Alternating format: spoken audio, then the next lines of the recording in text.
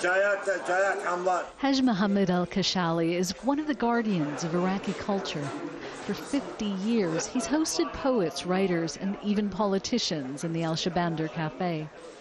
With 9 sons, he ran a printing house. And then 6 years ago, a car bomb detonated on Al-Mutanabi Street. 5 of his sons were buried under the rubble. My 5 sons were buried under the rubble. I heard their cries, but I couldn't do anything for them. On the second day, we came to search and found their burnt bodies. None of the security forces helped us. Haj Mohammed buried his sons and his grandson. Other relatives of some of the 35 victims never recovered the bodies.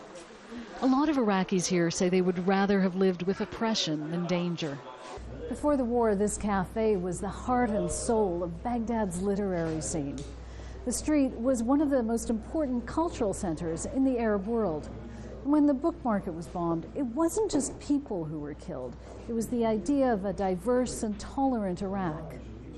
This group of writers and professors has been meeting here for years.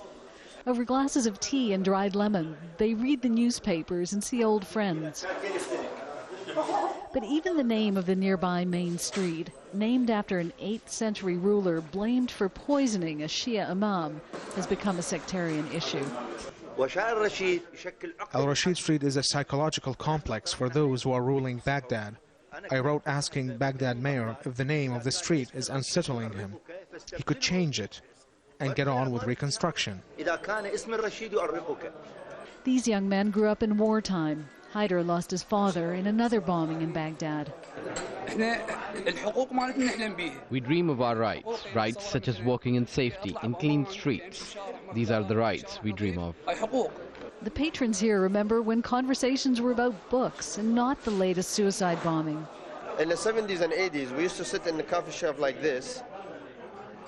The book of Gabriel Garcia Marquez, the Love and Cholera Time, when it came, we bought it. We sat in the groups, we read it and we discussed it. Once this cafe was a refuge from the outside world. But that was before the war changed Iraq and Iraqis.